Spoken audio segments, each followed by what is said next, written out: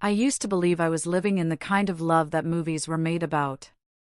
The kind of marriage where laughter filled the silence, where morning kisses meant forever, and where promises whispered under dimmed lights were unshakable truths. For 5 years, I held on to that belief, protecting it like a fragile glass ornament. But the truth? The truth was sharp, merciless, and waiting to cut me open. My name is Anna. I am 27 years old, and for more than 5 years I lived in a marriage that was never real. What I thought was love was nothing more than a lie, one carefully dressed in smiles, gentle touches, and the illusion of commitment. We didn't plan to marry. Not really. It wasn't a story of soulmates or some breathtaking romance. It happened almost by accident, one reckless night, too much wine, too much laughter, and a shared dare that spiraled into a ceremony that felt more like a joke than a vow. Can you believe we actually did it? I had laughed that night, staring at the golden ring on my finger. He smirked, kissed me softly, and said, "Why not? Maybe this will work." And maybe that was my first mistake, believing that maybe could ever grow into love. But for a while, I convinced myself it did. We settled into routines. Mornings with coffee, evenings with television, weekends with friends. On the surface, it looked ordinary, even enviable. People smiled at us like we were the picture of happiness. And I played along. Because if I looked happy, maybe one day I'd actually feel it. Her name was Emily. We had been friends since childhood, the kind of friendship people dream about. She was the keeper of my secrets, the one who wiped my tears when my father left, the girl I planned sleepovers and shared diaries with. I thought nothing could break us. She stood beside me at my wedding, her smile wide, her hand gripping mine as if to say, "I'm here, always." She was the godmother of my first dream home, the one who brought over bottles of wine for girls' nights, who called me sister. I trusted her with my life. And maybe that was my second mistake. It wasn't a dramatic discovery. No lipstick-stained collars. No hotel receipts left in pockets. No whispered phone calls in the middle of the night. It was subtle. Quiet. Almost invisible. It started with the way he looked at his phone when she texted. The way he lingered too long on her laughter, how his eyes followed her across the room even when mine were searching for his. And then came the silences. The excuses. "I'm working late. Emily needed help with something. You're imagining things." But my gut knew. Long before my heart dared to admit it, my body knew the truth. It was an ordinary afternoon. I had left work early, a rare half-day, and decided to surprise him. The house smelled faintly of her perfume the second I stepped inside, a scent I knew too well, lavender and vanilla, the one she always wore. I froze. My skin prickled. I followed the sound of laughter to the living room, and there they were. Not kissing. Not tangled in passion. No, it was worse than that. They were sitting close, too close, her hand resting on his knee, their faces lit up with that kind of intimacy you can't fake. That comfort that comes only with years of closeness. And that's when I knew. This wasn't new. This wasn't a mistake. It had been going on for years. For years.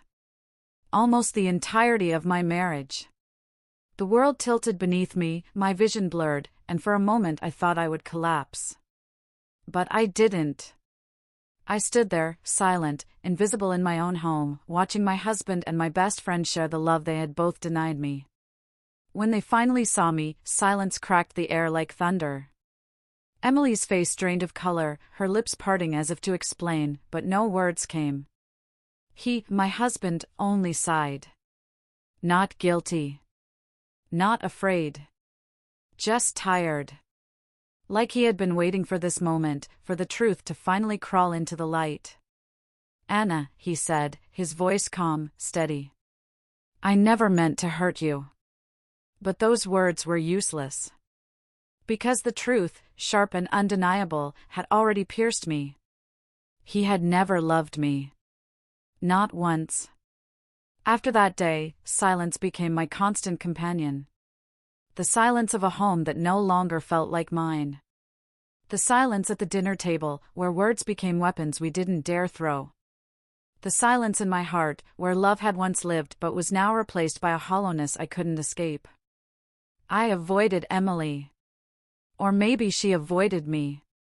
Our friendship, our sisterhood, dissolved into the kind of emptiness that no apology could ever fill.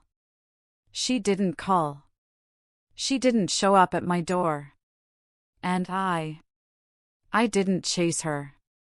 What was there to say? That she had taken the one person I had promised my life to? That she had betrayed not only my trust but the very foundation of who we had been for 2 decades? No. Silence said it all. The nights were the worst. I lay awake, staring at the ceiling, replaying every memory. Every touch, every smile, every moment of laughter. Were they laughing at me behind my back all those years? Did she hold my hand as a friend while secretly holding my husband in ways I never could? My chest ached with questions that had no answers. Was I not enough? Was I ever enough? Why did he marry me at all? But no answer came. Only the hollow echo of my own sobs in the darkness. I still went to work. I still smiled at colleagues, still played the role of the capable woman, still carried the weight of my broken heart beneath perfectly ironed clothes and polite conversations. Because how do you explain to the world that your husband never loved you? That your best friend was your rival all along? That your marriage was nothing more than a cruel illusion? So, I wore the mask. I laughed when expected. I nodded at meaningless chatter. I even invited him to family dinners, because pretending was easier than explaining. But inside, I was crumbling. When the confrontation came, it wasn't fire and screaming. It wasn't shattered glass or slammed doors. It was quiet. Almost too quiet. I know, I whispered one night, staring at the half-empty glass of wine in my hand. He didn't ask what I knew. He didn't try to deny it. He just nodded, as though relieved the truth no longer needed to be hidden. How long? I asked. My voice shook, but I held his gaze. For years, he said. Calm. Cold. Like he was discussing the weather. And that was when my heart shattered completely. Because it wasn't just an affair, it was nearly our entire marriage. I expected rage to consume me. I expected to break dishes, scream his name, curse Emily's betrayal. But instead, there was only clarity.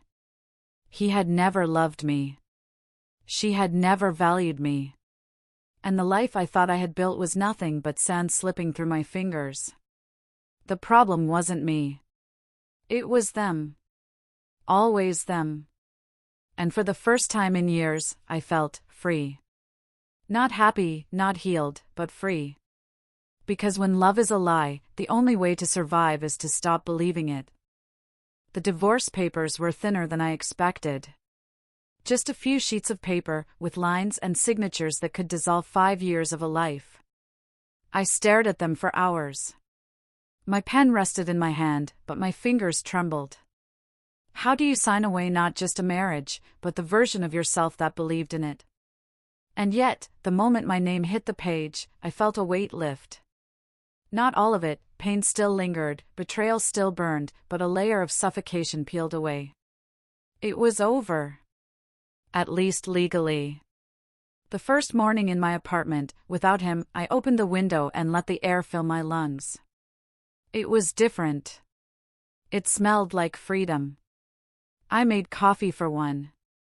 I sat barefoot at the little table I had bought myself, with no fear of judgment, no silence filled with resentment. Just me, my cup, and the slow warmth of sunlight. For the first time in years, I felt alive. I had to relearn who I was without him, without Emily, without the facade of the perfect wife and best friend. I started small. Yoga classes. Painting. Long walks in the park, where no one knew my story. I looked at strangers and wondered what secrets they carried, how many of them were also smiling through brokenness. And then one day, I looked in the mirror and realized I didn't look broken anymore. I looked strong. Pain has a way of burning you down, but it also leaves behind embers that can spark something new. I found my fire again. The girl who once dreamed of living boldly, not quietly. The woman who had been silenced by betrayal now found her voice. I spoke louder. Laughed harder. Stopped apologizing for existing. Life wasn't about survival anymore. It was about living. One evening, I drove out to the cliffs by the ocean. The waves crashed against the rocks, wild and unafraid. I spread my arms wide, tilted my head back, and screamed into the open air. Not in pain. Not in anger. But in release. I was free. Free from a man who never loved me. Free from a friend who betrayed me. Free from the cage of doubt and silence I had built around myself. And in that moment, as the wind whipped through my hair and the ocean roared below, I knew my life was finally mine. For months, my life was filled with silence. Not the suffocating kind that once lived between us, but a gentle, healing quiet. I would sit on my balcony at night, listening to the city hum below me, a glass of wine in hand, and I would feel peace. The chaos inside me had settled. The wounds had begun to scar, and scars, I learned, were not ugly. They were proof that I had survived. Joy came back in the smallest ways. Fresh flowers on my kitchen table. Dancing barefoot in my living room. Laughing with new friends I never would have met if I had stayed in my marriage. I realized joy wasn't something someone else could give me. It was something I had to allow myself to feel. And once I opened the door to it, it flooded in. For years, I lived as a side character in someone else's love story. The loyal wife. The trusting friend. The background figure in a script I never wrote. But now, I had the pen. I started journaling every day. Writing out my pain, my dreams, my rediscovered self. Each word was a reminder, this is my life. My story. My truth. And this time, I wouldn't let anyone else write it for me. There came a day when I passed by the cafe where Emily and I used to meet. I stopped outside, peered through the glass, and felt nothing. No anger. No longing. No grief. Just calm. That's when I knew I had one. Not against them.